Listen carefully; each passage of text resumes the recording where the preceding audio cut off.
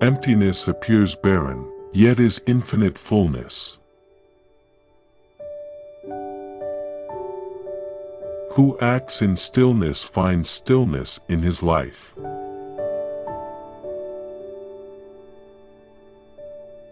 A man like this will not go where he has no will to go, will not do what he has no mind to do.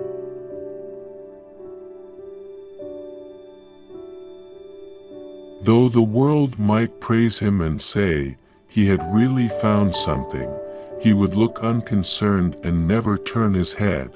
Though the world might condemn him and say he had lost something, he would look serene and pay no heed. The praise and blame of the world are no loss or gain to him. No, free will is not an extra, it is part and parcel of the very essence of consciousness. A conscious being without free will is simply a metaphysical absurdity.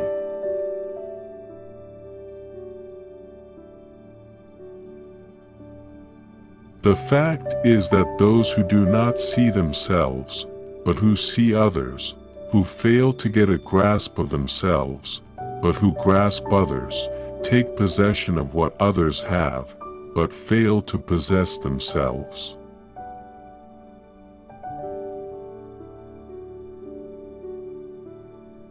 They are attracted to what others enjoy but fail to find enjoyment in themselves.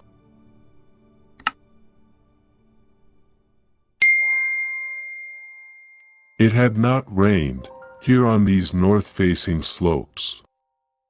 Snowfields stretched down from the pass into the valleys of moraine.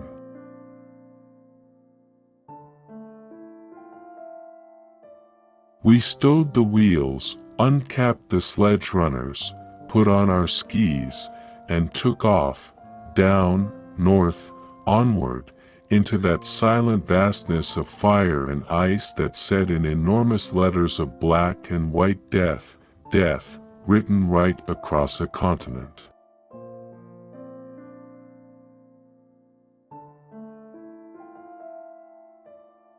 The name that can be named is not the eternal name.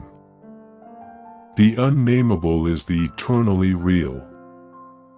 Naming is the origin of all things.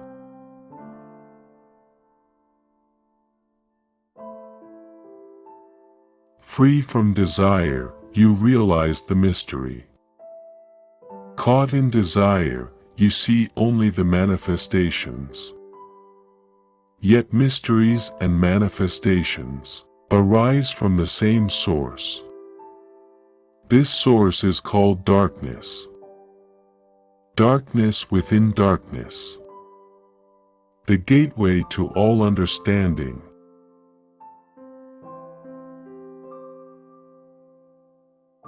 Stillness and tranquility set things in order in the universe.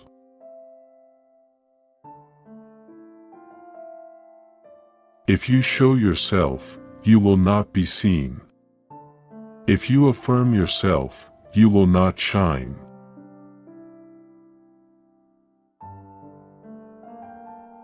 The unquestioned mind is the world of suffering. Water gives life to the 10,000 things, and does not strive. It flows in places men reject, and so is like the Tao. If you want to become straight, first let yourself become twisted. If you want to become full, first let yourself become empty.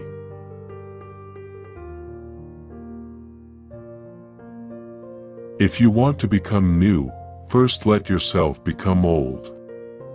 Those whose desires are few get them, those whose desires are great go astray.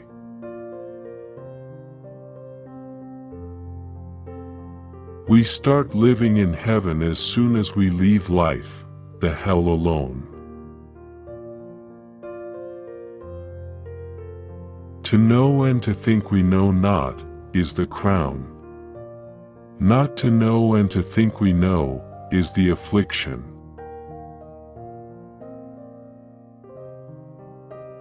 Water never stops and says, "Here I am. This is me." It is forever in motion and twisting and turning into new forms every moment.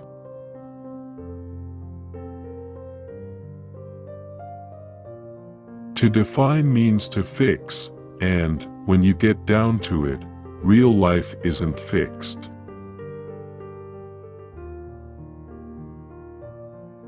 We try too hard.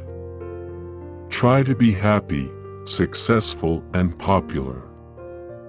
Trying and striving creates the sense of not having enough, thus you can never have what you strive for.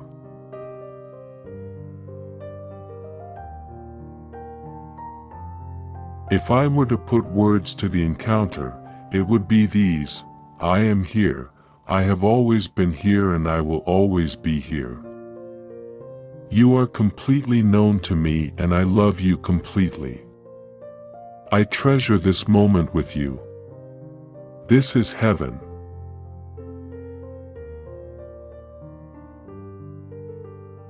I do not assert that it is logically impossible for a person to be both moralistic and humane, but I have yet to meet one who is.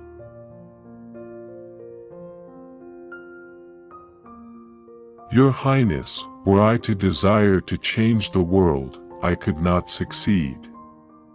The world is shaped by the way, the self cannot shape it. Trying to change it, you damage it. Trying to possess it, you lose it.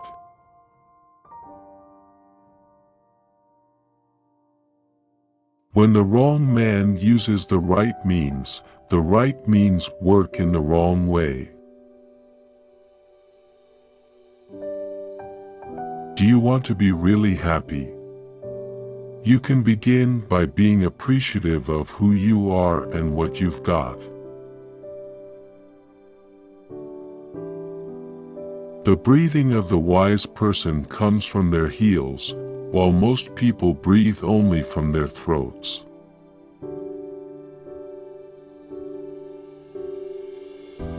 Insecure people seek answers in all the wrong places. The organism of man does not confront the world, but is in the world. Sexuality is not a separate compartment of human life, it is a radiance pervading every human relationship, but assuming a particular intensity at certain points.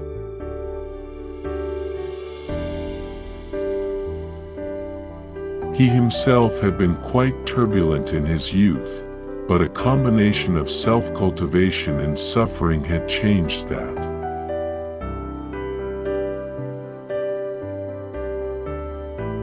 The more inward and central the form of activity, the less it partakes of the mask of the ego.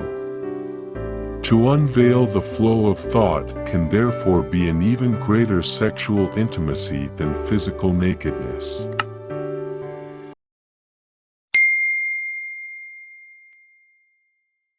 The woman who deceives her husband makes her lover swear never to be unfaithful to her.